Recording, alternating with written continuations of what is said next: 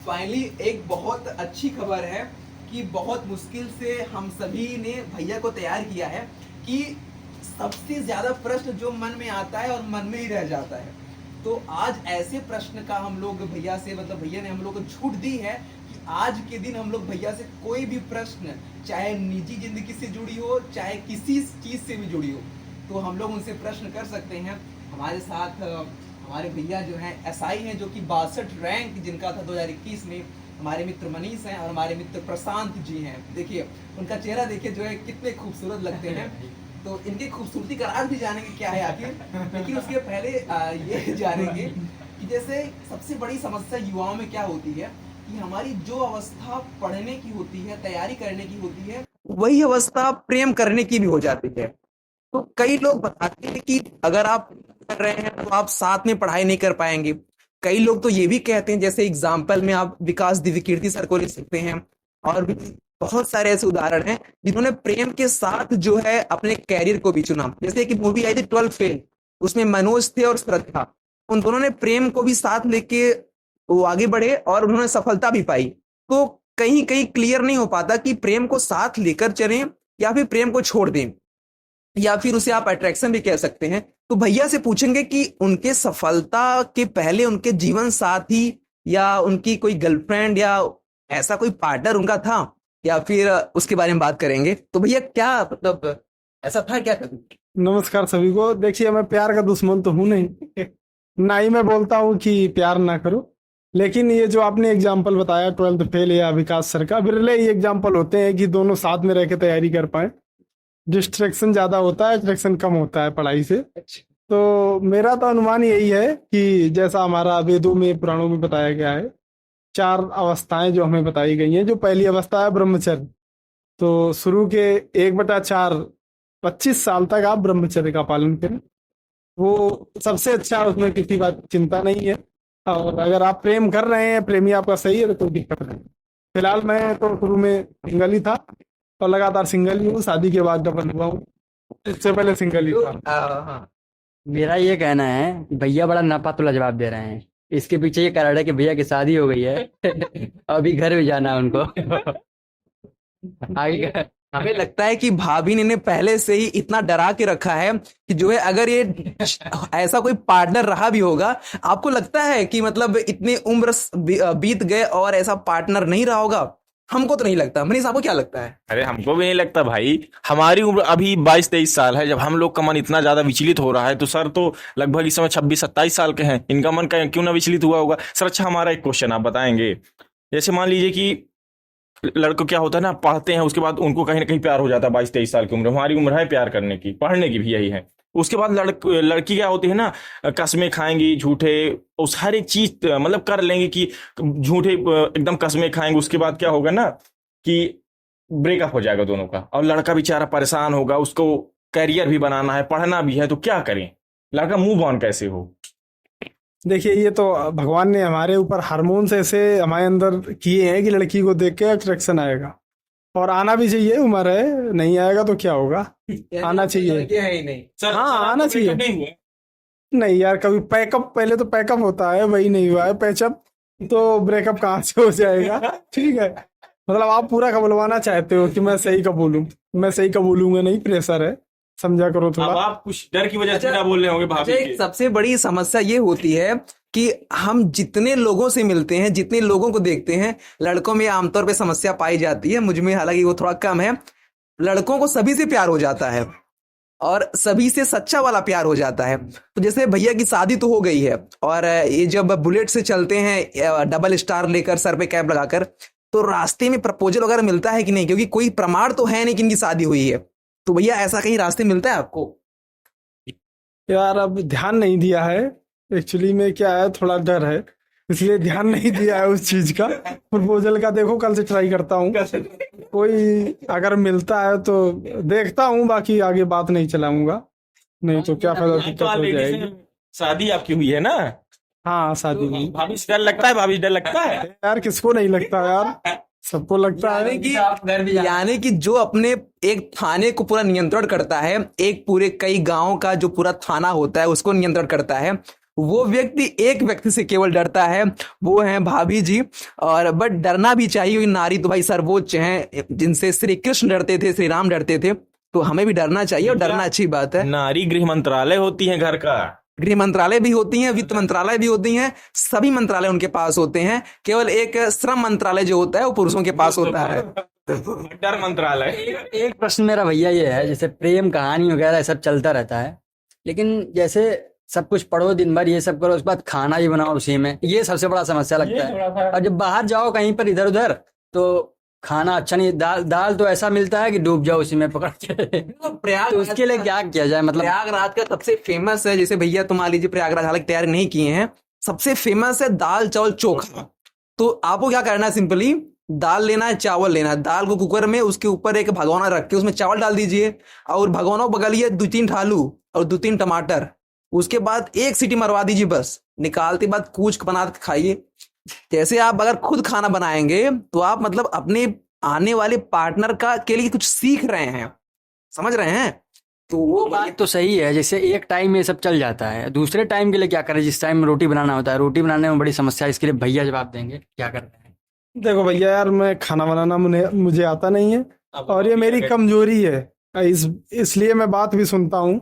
कभी कभी बोला जाता है ना, चाय बना लो, भैया भी नहीं आता चाय बनाना, तो यही बोला जाता है। हाँ, भाभी बोलती है भाई, यही बोला जाता है कि क्या सीखा आपने? मैंने कहा भैया कुछ नहीं सीखा, जो सीखा है वो तुम्हारे सामने है, बाकी आप सिखाओ अगर सिखाना है, नहीं तो हम क्या करें, बाहर जाके होटल में पी आते हैं चाय, नहीं बना नहीं पाते हैं।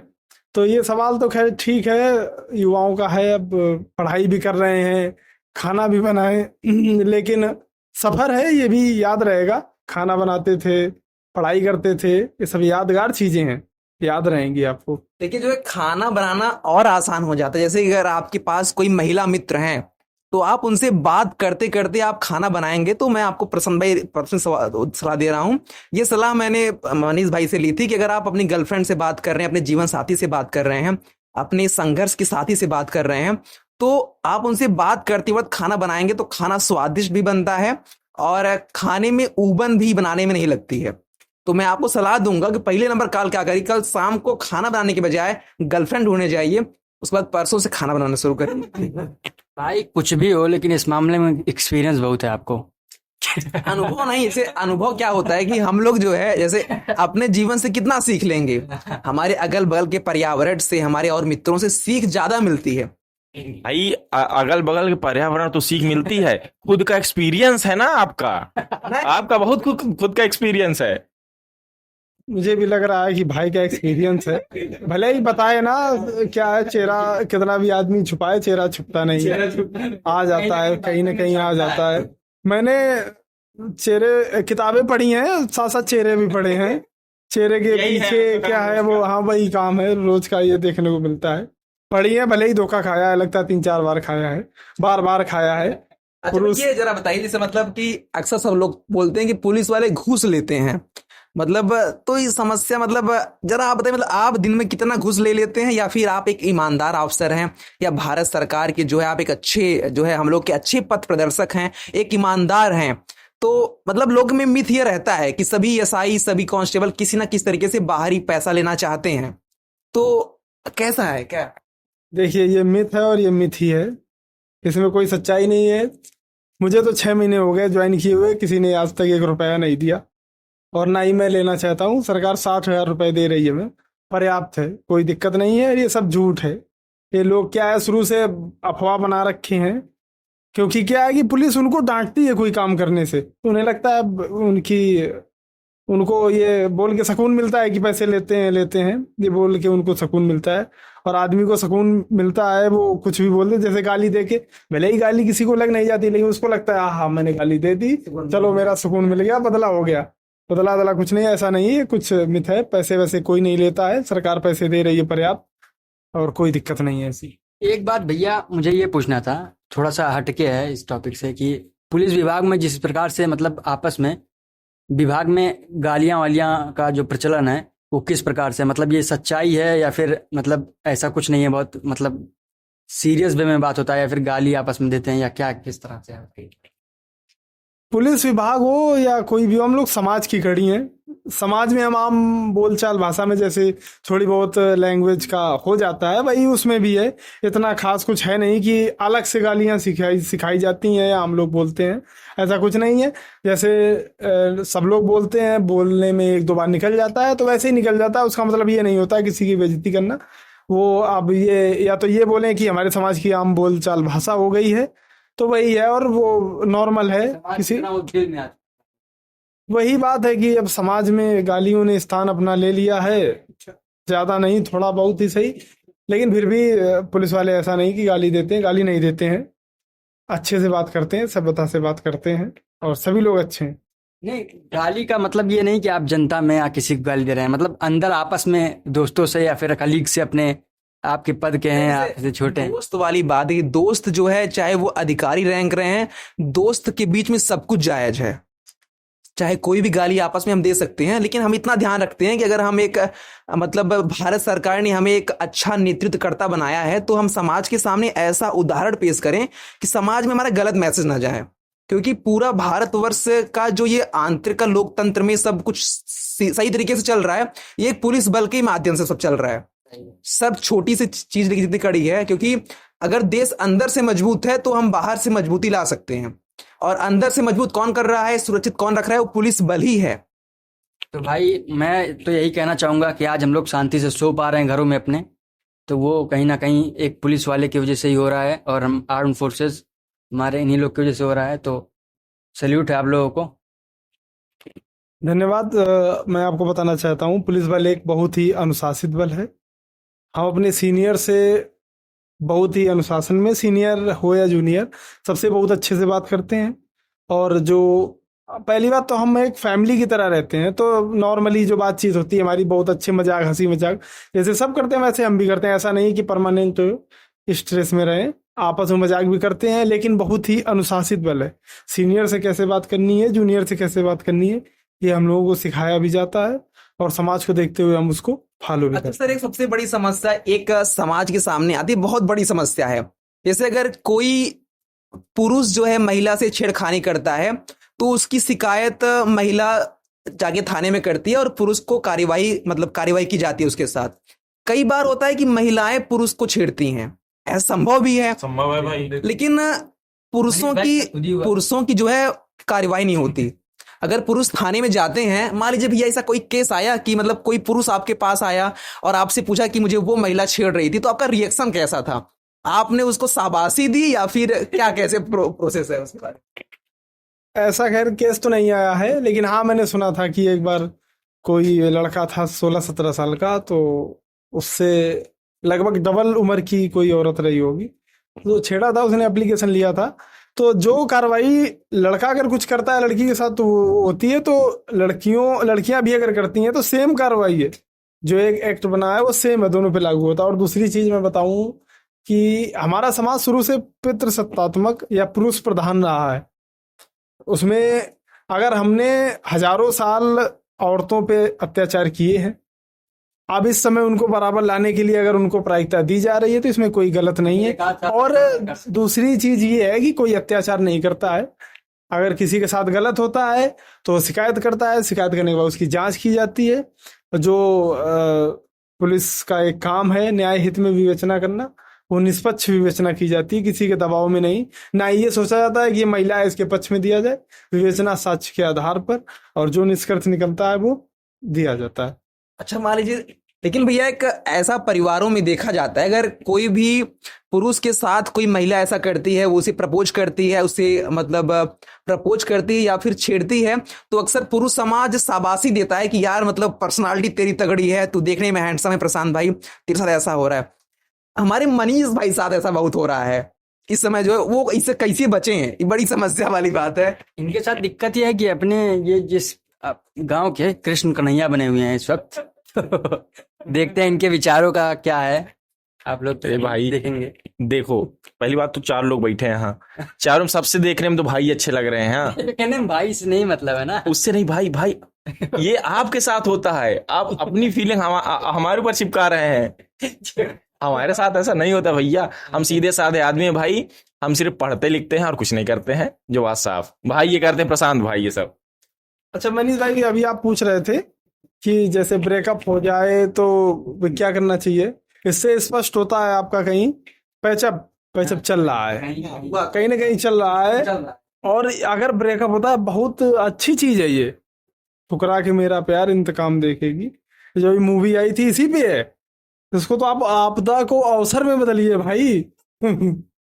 जिसने आपसे ब्रेकअप किया है वो दोबारा जब पैचअप करने के लिए आएगी तब आप बोलिए नहीं अब देर हो गई, वो नहीं आएगी, शादी हो गई, शादी नहीं होगी, सगाई हो गई। सगाई हो गई, कोई बात नहीं, कोसेगी अपने आप को। यार कौन सी घड़ी में मैंने उससे ब्रेकअप किया था, थोड़े दिन और रुक जाती तो बढ़िया लड़का मिल जाता, एसआई से हमारी शादी हो जाती या जॉब वाले से शादी हो जाती।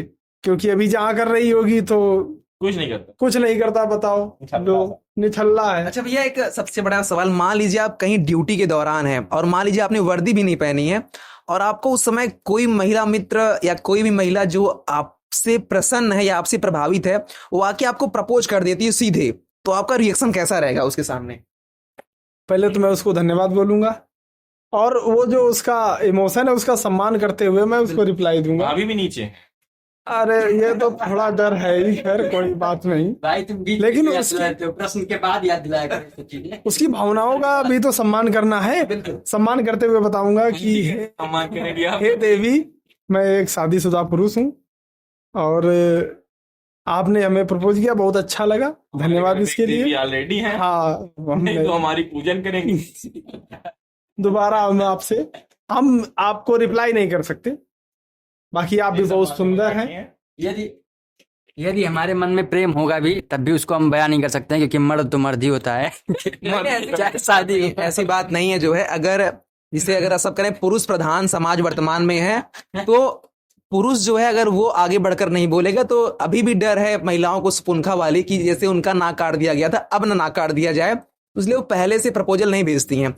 और सबसे बड़ी कमी महिलाओं के साथ, भाई प्रपोजल के बाद मन में हिलोरे तो उठते ही हैं। एक बार हिलोरे तो उठते हैं, तो भैया के भी मन में उठ जाएंगे, तो वो तो ठीक है, वो तो भाई अपनी मानसिक गतिविधि है, शारीरिक गतिविधि है, वो जो कि होना भी चाहिए, कोई दिक्कत नहीं है। लेकिन हम लोग सभी समाज का निर्माण कर रहे हैं, ये सारी बातें एक हंसी मजाक के तौर पर हैं और इसमें कुछ चीजें हम लोग सीख भी रहे हैं भैया से कि कैसे क्या करना चाहिए क्या नहीं करना चाहिए। और खास करके एक महिलाओं के लिए सख्त उनके सोचना चाहिए कि अगर कोई भी पुरुष उनसे प्रभावित है, मतलब हालांकि वो उन्हें प्रपोज करता है, तो कई लड़कियां क्या करती हैं, वो सीधे उन्हें चाटा मार देती हैं या उन्हें दुत्कार देती हैं कि अपनी शकल देख, ये कर वो कर।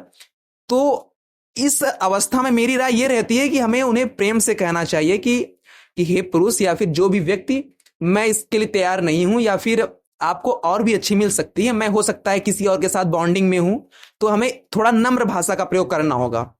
ऐसा नहीं कि मतलब हम उसे चाटा मार के चले या फिर, तो ये गलत हो सकता है। जैसे आपको पता होगा कि हमारे स्वामी विवेकानंद जी जब शिकागो धर्म सम्मेलन में गए थे तो उनसे एक महिला प्रभावित हुई थी और बाद में आके उनसे बोला था कि स्वामी जी मुझे आपसे शादी करनी है। तो स्वामी जी ने कहा कि नहीं, हम तो ब्रह्मचर्य का पालन कर रहे हैं, हमने प्रण लिया है, हम शादी नहीं करेंगे, और आप हमें क्यों, अपना पति हमसे क्यों शादी करना चाहती हैं? तो उसने बोला, औरत ने, कि हम आपके जैसा पुत्र चाहते हैं और इसलिए हम आपसे शादी करना चाहते हैं। तो स्वामी जी ने बोला कि हे देवी, जरूरी नहीं है कि मेरा पुत्र मुझ जैसा हो, अगर आप मुझसे प्रभावित हैं, एक काम करिए, आज से मैं ही आपका पुत्र हूं।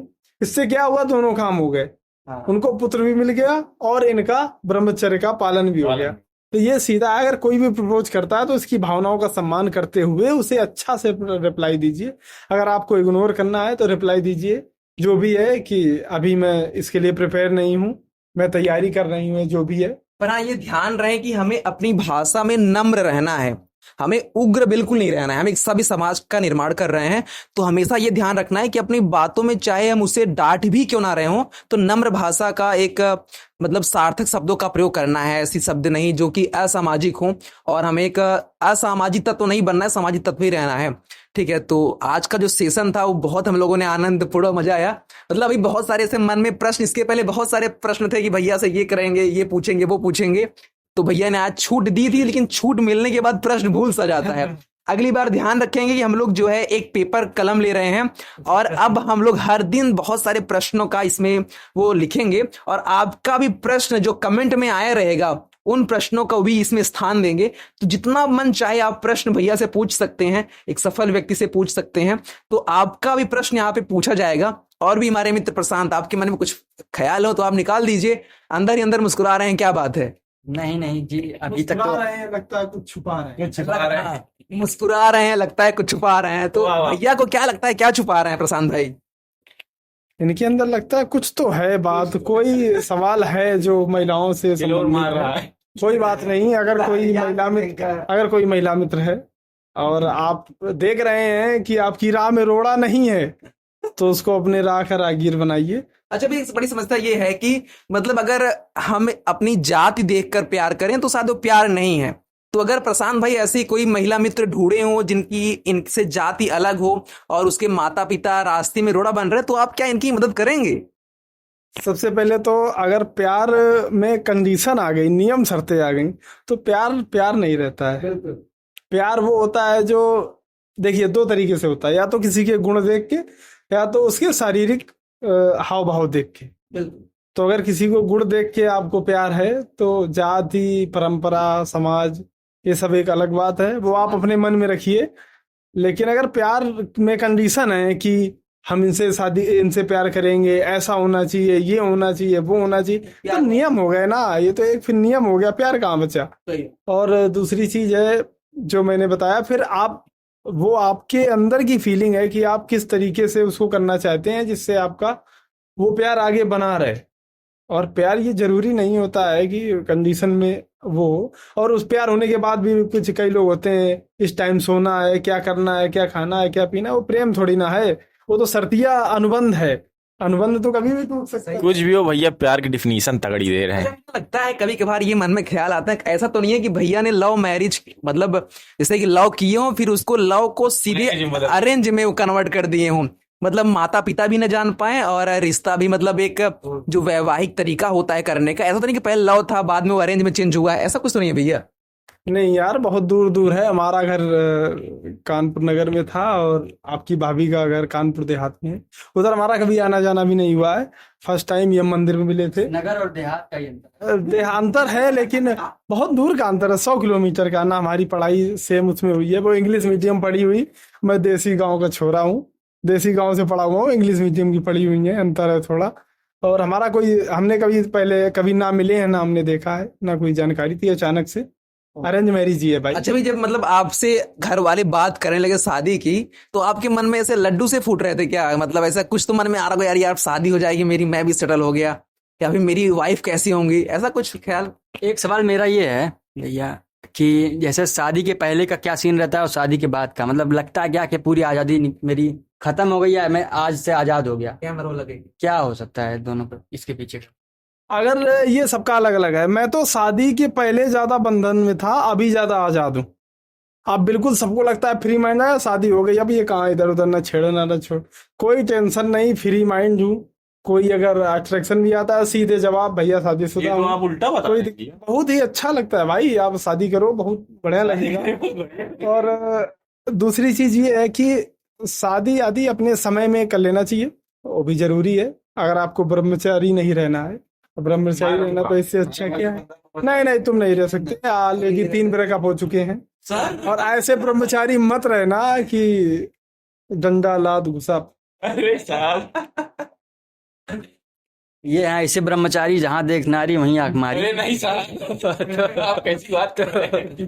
तो मनीष भाई से मेरा ये सवाल है कि किस तरह से आप चीज़ों को हैंडल करते हैं कि लोगों को पता भी नहीं चलता है और लाठी भी टूट जाती है और सांप भी मर जाता है, तो कैसे? टूटती है?